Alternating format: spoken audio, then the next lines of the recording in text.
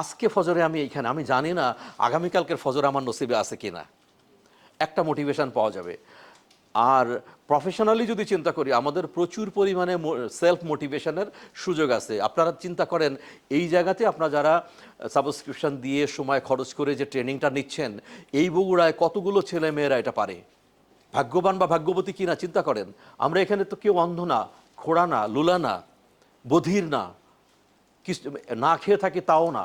তাহলে প্লাস পয়েন্টগুলো যদি গুনতে থাকি আমরা, আমাদের কিন্তু অনেক প্লাস পয়েন্ট গোনার আছে। কন্টিনিউয়াসলি আমাদেরকে এই কাজটা করতে হবে। যেটা আমি স্বপ্ন দেখি, সেই স্বপ্নের ব্যাপারে একটা মজার কথা বলে দিই। আগে অলরেডি যেটা আছে সেইটা নিয়ে আল্লাহর কাছে কৃতজ্ঞতা প্রকাশ করেন, সেলফ মোটিভেশন আসবে। অনেকের কাছে কিছুই না, আপনি যে টাকা দিয়ে মনে করেন সাবস্ক্রিপশন করেছেন, আপনার কাছে কিছু না, বাট অনেকের কাছে অনেক কিছু, তাই না? তো সেলফ মোটিভেশন নিয়ে আসা। আর অ্যাম্বিশনের ব্যাপারে, অর্থাৎ জাগতিক বা দুনিয়াবি যে অর্থ সম্পদ, বিত্ত সহ অনেক কিছু পাওয়ার ব্যাপারে বলি, লাইফের গোল সেট করতে হয় দুইটা গোল, এ অ্যান্ড বি। এ হচ্ছে, আমি যে বাবার ঘরে, যে মায়ের ঘরে জন্মেছি, সেখানে কি দিয়ে নাস্তা করতাম? পান্তা ভাত, পরোটা, খিচুড়ি, কিছু একটা, রাইট? আমি দাঁত যে ব্রাশ করতাম, এইটা কি নিমের ডাল, জয়তুনের ডাল, কয়লা, ছাই, না মফিজের পাউডার, না কোলগেট, না পেপসোডেন্ট, কি যা দিয়ে দাঁত ব্রাশ করতাম? একটা এক্সাম্পল, সেই যে মফিজের পাউডারের বোতল, এটা কে কিনতো? It is the life standard given by my parents, not my own earning.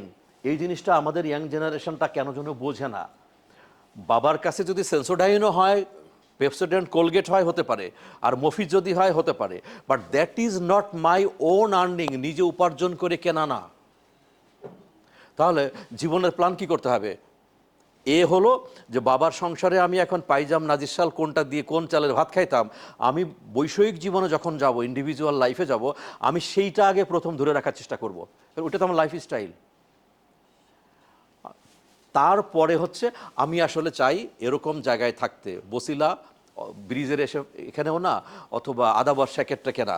আমি একবারে যদি বলি না আমি থাকবো হচ্ছে বাড়িধারা ডিওইসিসে, ভাই কী করে সম্ভব এটা? কয় টাকায় বেতন? বাড়িধারায় থাকবেন, গুলশান বনানীতে থাকবেন, কয় টাকায় বেতন?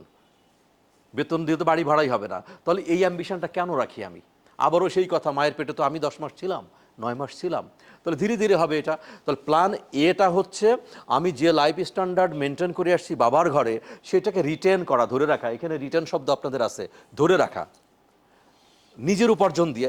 এরপরে বি হচ্ছে, আমি আসলে চাই যে স্যামসাং না, অপ্পো না, আমার আইফোন লাগবে। হ্যাঁ, অবশ্যই হতে পারে। জমি কিনবেন, তো প্ল্যান করেন জমিটা কখন কিনবেন আপনি, আপনার ইয়ে কোথায়। হ্যাঁ, যদি কিছু টাকা আমার সঞ্চয় থাকে, বাবার কাছে ধার নিতে পারি, অ্যাসেট করলাম, পরে আমি ধার শোধ করে দিলাম। বাট সেটা যদি না করি, তাহলে তো সম্ভব না। তাহলে আমাদেরকে আসলে সেলফ মোটিভেশনটা হচ্ছে, আমার যা কিছু আছে, ট্যানজিবল, ইনট্যানজিবল, আমরা সবাই কিন্তু মোটামুটি এখানে যা লেখা আছে পড়তে পারি, অশিক্ষিত না, শিক্ষিত, বুঝি, ইত্যাদি ইত্যাদি। তাহলে এইভাবে ইনট্যানজিবল এবং ট্যানজিবল সব কিছু মিলে আমাদের অনেক রিসোর্স আছে, আল্লাহর কাছে শকর করার অনেক কিছু আছে। এটা যত বেশি স্মরণ করব আমরা, তত বেশি ভালো হবে। বিলিভ মি অর নট, আমার মধ্যে কোনো লোভ বা লালসা ছিল না, বা এখনও নাই। যত লোভ দেন না কেন, কোনো লাভ নাই, ফ্যাক্ট নেই। এই ছেলেমেয়েরা কিছু কি জিনিস কিনে দেয়, আমি ব্যবহার করি, দেখবেন হাতে হয়তো ফোন আছে বা ওইটা সেটা ইউজ করি, আমি নিজে কিনি না, আমার এটা হলেই চলে। আমার যদি পছন্দ না হয়, দরকার নেই, আমি একটু ডিফারেন্ট টাইপ অফ গাই। আমার ফাইজারের কলিগ আমার বাসায় এসে বলছিল, আমার বাসায় দুইজনের সংসার, বাচ্চাটা ছেলেটার জন্ম হয়েছে, ড্রয়িং রুমে ছিল আমাদের ছোট্ট একটা খাট, একটা শোরুম, শোকেস, আর একটা ডাইনিং টেবিল। ওই ডাইনিং টেবিলে বসেই লেখালেখি করতাম। তো উনি এসে বলতেন যে, তোর বাসায় সোফায় নাই, বসে আরাম পাওয়া যায় না? তো মেহমান বলে তাকে কিছু বললাম না। অফিসে গেলে বললাম যে, শোন, এরপরে যদি আমরা কোথাও বসি, কোনো রেস্টুরেন্টে বা অফিসে বসবো, আমার বাসায় তুই যাস না, কারণ আমার বাসায় তো সোফা নেই। তুই আমার বাসায় না গেলেও আমার কোনো সমস্যা নেই, স্টেট বলে দিচ্ছি আমি, কারণ তোমার জন্য আমি সোফা বানাবো না, আমি জানি সোফা কখন বানাতে হবে। তো আমার একজন কলিগকে দেখে সঙ্গে সঙ্গে আমি উতলায় পড়লাম যে, না, আমার এখন এটা লাগবে। আমি সর্বলেটেস্ট যেটা জানি, একটা ব্যাংকের ম্যানেজার আমার খুব কাছের একজন মানুষকে বলছে, উনি বসা, ম্যানেজার বসা, একটা মেয়ে ঢুকেছে, তার সাথে ব্যাংকের একজন স্টাফ, একটা ইয়ের জন্যে, লোনের জন্যে। সই লাগে ম্যানেজারে। চলে যাওয়ার পরে ম্যানেজার বলতেছে সামনে যিনি বসা ক্লায়েন্ট তাকে, আপনি জানেন এই মেয়েটা কে? না। কি জন্য আসছে? না। তো বলে যে আসছে একটা আইফোন কিনবে লোন নিয়ে। তখন ম্যানেজার বলতেছে যে ও বেতন পায় 18 থেকে 20,000 টাকা, সে হচ্ছে লেগুনাতে চড়ে, ওই যে 2 টাকা 5 টাকা ভাড়া যেটা, লেগুনাতে চড়ে। ও জানে না যে আইফোনের কিস্তি দেওয়ার আগে আইফোন চুরি হয়ে যেতে পারে। ও ব্যাংকের থেকে লোন নিয়ে আইফোন কিনলো। এটা কোন প্রজাতির মানুষ আমি জানি না। আমার বাবা আমাকে একটা কথা বলতেন যে ইকোনমিক্সের একটা থিওরি হচ্ছে, মানে কনসেপ্ট হচ্ছে, to earn money is very easy but spending is difficult. টাকা উপার্জন করা অনেক সহজ, খরচ করা অনেক কঠিন, অনেক কঠিন। আমরা জানি না, কারণ বেতন এত টাকা, কয় টাকার বাড়ি ভাড়া দেবো, কতটুকু কী করবো, কোন কোন জায়গায় বাজেটিং কেউ করতে, এই বাজেটিং আমরা অনেকেই জানি না। বেতন পেয়ে বা শুরু করে দেই উল্টাপাল্টা জিনিস। আর আজকাল তো ক্রেডিট কার্ড হয়েছে, সবাই তো ইএমআইতে। আর আমার একটা ব্লগ আছে, পড়ে দেখেন, সেখানে কিস্তিতে মধুচন্দ্রিমা। মধুচন্দ্রিমার ইংরেজি জন্য কি? হানিমুন। তো অনেকে কিন্তু ব্যাংকের লোন নিয়ে হানিমুনে যায়, কিস্তিতে লোন নিয়ে বিয়ে করে। পাগল নাকি? পাগল? আপনি বলেন। আমি প্রায় একটা কথা বলি, এই মুহূর্তে আল্লাহ তাআলা কোনো যদি চায় আমাকে হার্ট ফেল থেকে শুরু করে যে কোনো অ্যাক্সিডেন্ট করে যদি মরে যায় এখানে, পৃথিবীর কোনো মানুষ বলবে না ওর কাছে একটা টাকা পাই। আমি জীবনেও কোনো মানুষের কাছ থেকে কোনোদিন ধার করি না, ধার দিই না। কারণ কি? এত এত নাটকের দরকার কি? আমি তো সিম্পলি মসজিদে যে সুন্নাত মোতাবেক বিয়ে করলে তো হয়ে গেল, শেষ। 1 কেজি মিষ্টি পারলে কিনবে, না পারলে কিনবে না। হ্যাঁ, জিলেপি কিনবে, না হলে তাও কিনবে না। পারলে টাকাটা দিয়ে দেন। আরে হানিমুনের টাকা আপনি একবারও চিন্তা করেন না। আমি জানি না আসলে এদের মাথায় বুদ্ধি টুদ্ধি আছে কিনা, কোন কনসেপ্টে করে, কি করে করে মানুষ এটা। আমার কাছে কেউ টাকা চাইলো, 10,000 চাইলো, 2-3 হাজার টাকা দিয়ে দিই, মনে মনে বলি ফিসাবিলিল্লাহ, জীবনে কোনোদিন আমি নিব না। না, আমিও চাইবো না, ফেরত চাইবো না, ধার দিব না। আমি পাগল নাকি? ধার নিব না। শোনেন, যারা তবলিগ করে বা তারা ধর্ম করে না, ধর্মকর্ম করে, একটা কথা বলে যে নফসকে দমনের কথা বলা হয়। নফসে আম্মারা 3 রকম: নফসে আম্মারা, নফসে লাওয়ামাল, নফসে মুতমাইন্না। একেবারে শয়তান নফসের নাম নফসে আম্মারা, খালি বলে যে এটা খাবো, এটা দে, ওটা কর, সেটা কর, এটাকে কন্ট্রোল করা। নফসে আম্মারাকে কন্ট্রোল করার সবচেয়ে বড় রাস্তা কিন্তু মসজিদ না, তবলিগ না, ডাইনিং টেবিল। আমি 35 বছর খাসির মাংস খাই না, 12 মাসে 12 টুকরাও খাই না। কত কালাভুনা সামনে দেখি, হাসি। গরুর মাংস খাই না 20-25 বছর। প্রচুর খাবার আমি খাই না, 12 মাসে 12টা মিষ্টি খাই না। আজকে খেয়েছি আমি, কারণ আজকে আমার গ্লুকোজ দরকার, এনার্জি দরকার, আমি খেয়েছি। হারাম কোনোটাই না, খাই না। আমি জাস্ট এভাবে নিয়ে আমি ইয়োগা করি, আপনার ওই ডিপ ব্রিদিং করি, এক লম্বা নিঃশ্বাস নিয়ে ঘ্রাণটা একেবারে পাকস্থলীর মধ্যে নিয়ে এরকম ছুঁড়ে ফেলাই দিই। সরি ভাই, সরি। হ্যাঁ, দাও লাউ শাকের বাটি দাও। এবার মনে মনে বলি, শয়তান তুই এখনো মরিস নাই, তোর খাইতে ইচ্ছা করে। নফস যদি আপনি কন্ট্রোল করতে চান, ডাইনিং টেবিলে কন্ট্রোল করেন। ডায়াবেটিক প্রেশার কিসের জন্য হবে? আমার তো নাই, খাবো না, সো হোয়াট, একদিন কোরবানি মাংস একদিন খেলেই তো হলো। সো এই যে এগুলো হচ্ছে বেসিক শিক্ষা ছিল পরিবার থেকে, সেগুলো বাবা মারা দেয়নি, তার বাবা মারা দেয়নি, যার জন্য পরিণতি হয়েছে এটা। পাগল হয়েছেন নাকি? সারা জীবন না অবিবাহিত থাকলাম, আমি কেন লোন নিয়ে বিয়ে করবো? কোনোদিনও না। এখন এই জায়গায় কারেকশন না করলে হবে না ভাই। আমাকে আমার বাবা বলে দিয়েছেন একটা কথা বলি, মধ্যম পন্থায় চলো। ইসলাম কিন্তু মধ্যম পন্থার কথা বলে। মাইকেল মধুসূদন দত্তের কাপড় পুরনো হলে ফ্রান্সে পাঠানো হতো, ফ্রান্স থেকে কাপড় ধুয়ে আয়রন করে আসতো ডলা দিয়ে, তারপরে মাইকেল মধুসূদন দত্ত সেই কাপড় পরতেন। টাঙ্গায় চড়তো, কলকাতাতে টাঙ্গাওয়ালা দেখছেন এরকম টানে, রিক্সার মতোই মানুষে টানে। এই টাঙ্গাওয়ালাকে পয়সা দেওয়ার সময় পকেট থেকে, তখন তো কয়েন ছিল, কয়েনগুলো নিয়ে না এইভাবে দিত। তো বন্ধুরা বলতো, গুনে দিলি না, কত দিলি? রাজনারায়ণ দত্তের ছেলে টাকা গুনে দেয় না, তার জমিদারি ছিল এটা। পরিণতি কি হয়েছে জানেন আপনি? আলিপুর হসপিটালে, সাধারণ একটা কলকাতার আলিপুর হসপিটালে সাধারণ অবস্থায় বিনা চিকিৎসায় বলতে গেলে মারা যায়, তার থেকে কয়েক কিলোমিটার দূরে আর একটা হসপিটালে তার বউ মারা যায়, তাও বিনা চিকিৎসায়। তার বাচ্চা কাচ্চারা বলতে গেলে ডাস্টবিনের ভাত খুঁটে খাইছে। মাইকেল মধুসূদন দত্ত। আফসোস করে তার লেখা ছিল, দিন দিন আয়ুহীন হীন বল দিন দিন, তবুই আশার নেশা ছুটিল না একই দায়। রে প্রমত্ত মনমম জাগিবিরে কবে, জীবন উদ্যানে তোর যৌবন কুসুমভাতি কতদিন রাবে। কে না জানে অম্ববিম্ব অম্ব মুখে সদ্যপাতি। নিজের কথা নিজে লিখে গেছে।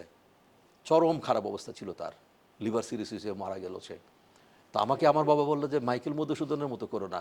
এখনও আমি এমন একটা সেলুনে যাই, যে সেলুন একেবারে বস্তা পচাও না, আবার খুব হাইফাইও না, আমার দরকার নাই, মাঝারি। মধ্যমপন্থা উত্তম। কারণ কালকে যদি কোনো কারণে আমাকে ওই একেবারে থার্ড ক্লাস সেলুনে যেতে হয়, তখন তো নাক ছিটকাবো। দরকার কি? কোনো দরকার নাই। আমি যদি ওই উন্নত ওই জায়গায় না যেয়ে 20-50 টাকা 100 টাকা বাঁচাতে পারি, ওইটা যদি আমার সিকিউরিটি দারোয়ান যারা আছে বা রিক্সাওয়ালাকে দেই, কাজে লাগবে। তাহলে আচ্ছা, সেলফ মোটিভেশন, এমপ্যাথি, সিম্পাথি আর এমপ্যাথি। সিম্পাথি মানে সহানুভূতি, আর এমপ্যাথির বাংলা কি সুমন? সমব্যথী, রাইট, ইয়াস, সমব্যথী। মানে আবারও সেই কথাটা আসবে যে একটা হচ্ছে সহানুভূতি প্রকাশ করা, সেটা মৌখিক, এই চিড়াটা শুকনা। আর যখন এমপ্যাথি হবে, এবার চিড়া ভিজা পানিওয়ালা, কারণ শুকনা চিড়া তো ভেজে না, পানি লাগে। তো এমপ্যাথি মানে আমি যদি তার জায়গায় থাকতাম, ঠিক এভাবেই কল্পনা করা, আমি যদি তার জায়গায় থাকতাম তখন কি অনুভব করতাম, এটা নাটক করতে হবে না, রিয়েলি মনে মনে ভাবতে হবে। তখন ওই কলিগের প্রতি সহমর্মিতা আসতো, এমপ্যাথি। গোহাইল রোড দিয়ে রিক্সায় যাচ্ছি, টাইটুই পরা, শীতকালে ব্লেজার পরা, দুইজন কলিগেরই। আমি প্রত্যেকটা কলিগের পার্সোনাল প্রোফাইল জানতাম, সারা জীবনে সবার। আমি জানি যে ওকে বাড়িতে টাকা পাঠাতে হয় মানি অর্ডার করে, 5, 6, 7 তারিখ এরকম সময় ছিল। আমি বললাম যে ইয়ে করছেন, মানি অর্ডার করছেন? স্যার না, না বললেই কপট মেজাজ খারাপ, যেটা মানে নাটকীয় মেজাজ খারাপ করে বকছি ভদ্র ভাষায়, যে আপনার মতো কুলাঙ্গার জন্ম দিয়ে তো আপনার বাবা দেখেন কোন জায়গায় বসে আছে, মানুষের সঙ্গে গল্প করতেছে, আমার ছেলে এই করে তাই করে, চাকরি করে, দেখেন কোন গাছের নিচে বসে গল্প করতেছে, আর আপনি এখনও মানি অর্ডার করেন নেই। 7 রাস্তায় এসে জেলা স্কুলের উল্টার দিকে পোস্ট অফিস, রিক্সা দাঁড় করালাম। ও বুঝে গেছে, 2000 টাকা করে পাঠাতো তখন বাবার কাছে। আমি টাকা দিলাম, আমি টাকা ধার দিই না, বাট আমি টাকা কখন দিবেন, দেওয়ার আগে, স্যার বিকালে মানি অর্ডার করায় তারপর ওই ডায়াবেটিক হসপিটালে নবাবাড়ি রোড রাস্তা দিয়ে আমি তাকে নিয়ে গেছি। ওই ছেলে আমারে ভুলবে? বাড়িতে যাচ্ছে, আমার জীবনে আমি দেখেছি বলে নাই, বাড়িতে যাচ্ছে, দেখা গেল মার হয়তো ব্লাড প্রেশার 1 বাক্স ব্লাড প্রেশার ওষুধ দিয়ে দিচ্ছি, বাবার হাঁটু ব্যথা বা কোমরে ব্যথা একটা কিছু দিয়ে দিচ্ছি, ভাই এটা আপনার মার জন্য। কিচ্ছু না, ওর দাম 100, 200, 300 টাকা। কিন্তু ওরা একটা জিনিস চিন্তা করে যে এতগুলো কলিগের মধ্যে স্যার মনে রাখছে যে আমার মার ব্লাড প্রেশার আছে। ওই যে বললাম এই কী বলে এটাকে, সিআরএম অথবা কি অ্যাকাউন্ট ম্যানেজমেন্ট। আমার কাস্টমার তো আমার কলিগ, আমার কাস্টমার তো দোকানদার না। ওর প্রতি আমার দরকার হচ্ছে যতটুকু দরদ দেখানো, এবং আন্তরিক দরদ। আমি বাসায় গেছি, তো নতুন বিয়ে করছে ছেলে, ওর নাম মনোয়ার, এখন ইকোনমিক্সের প্রফেসর হয়ে গেছে, কোনো এক জায়গায় চাকরি করতো। তো ওর ওয়াইফ বলতেছে, আমি কি অবস্থা ভাই, আপনার নতুন সংসার দেখতে আসলাম। ভাই দেখেন, একটা ওয়ার্ড্রোব নাই, একটা ড্রেসিং টেবিল নাই, আলমারি নাই, স্টিল আলমারি। একটা মেয়েরা স্টিলের একটা আলমারি পছন্দ করতে একসময় খুব বেশি, কারণ নিজের টুকটাক চুড়ি সুতা অর্নামেন্ট যা থাকে একটু রাখে, নিজের কাছে চাবিটা থাকে, এটা স্বাভাবিক। এই সে নাটোরে থাকতো রাজবাড়ির মধ্যে। তারপরে ভিতরে যেয়ে একটা দোকান থেকে স্টিলের অর্ডার দিলাম, আলমারির, নিচা বাজারের দিকে কোথায় যেন। এবং ও ছেলে দিবে না, আমি না কিস্তিতে পেমেন্ট করব, আমি পেমেন্ট দিয়ে গেছি। ওকে বলছি আপনি 100% করলে ইনসেন্টিভ কত, 110-এ কত, 120 করলে কত ইনসেন্টিভ, তো হাইয়েস্ট ইনসেন্টিভ যাতে ধরে, তার জন্য বললাম যে আমি আপনার সিনিয়রকে বলে দিচ্ছি কিভাবে সে আপনাকে এসে হেল্প করবে, ডিস্ট্রিবিউশন থেকে শুরু করে সবাই মিলে সাহায্য করবে, সো দ্যাট আপনি 120-এর ইনসেন্টিভ পান এবং এটার কিস্তি শোধ করতে পারেন। তাই হয়েছে। মার্কেটিং ম্যানেজার এই বগুড়া এসে বলে গেছে, আপনার তো ওনার বাসায় গেল, জিলানি তুমি দেখো না ওর বাসাতে ফ্রিজ নেই, ওরা একটা ফ্রিজ কিনে দাও সিঙ্গার থেকে। আমি মনে মনে হাসছি, জি না, ওটা হবে না। মার্কেটিং ম্যানেজার চলে গেছে, আমি ডাক দিছি, সেকেন্দার কয়দিন বাজার করেন আপনার? যায় স্যার নওগাঁ, জয়পুরহাট আর কী বলে সিরাজগঞ্জ।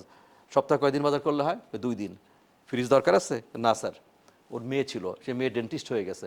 আমি যে তখন 500 টাকার উপরে টাকা নাই, সোনালী ব্যাংকে 500 টাকার ডিপিএস করে আমাকে দেখাবেন, ডিপিএস দেখাইছে। সামডে আমি যখন রংপুর থেকে আসি, এক ছেলে দূর থেকে এসে সালাম করতে গেছে, তো সালাম তো আমি ওটা করি না, পায়ে হাত দিতে দিই না, এরকম ধরছি, কি সেকেন্দার কী খবর? প্রথম কথা, স্যার আমার মেয়ের অনেক টাকা হয়েছে, ওইটা ম্যাচিওর হয়েছে, তারপরে রিইনভেস্ট করছি, ইত্যাদি ইত্যাদি। ময়মনসিংহে এরকম মিটিং করছে, টেলিফোন আসছে, কি রফিক, জেনেদা স্যার আমার মেয়ে হয়েছে, মেয়ের নামে ডিপিএস করে আপনি আমাকে জানাবেন। পরে আমার বলে যে আমার শাশুড়ি, আমার মা বলে তোমার কেমন বস, ওই যে আপনি দেখাবেন যে এই আমার ডিপিএস আমার মেয়ের জন্য।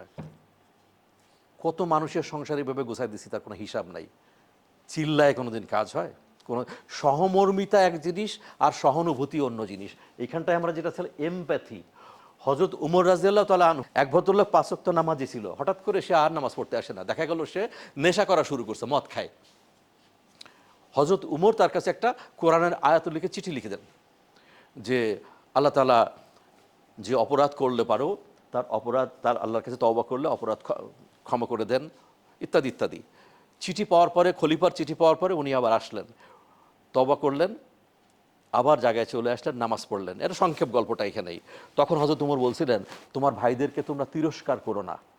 এই জায়গাটায় কি করা হয়েছে? এমপ্যাথি। হযরত উমর কিন্তু ওরা দৌড়া মারে নাই, এমপ্যাথি।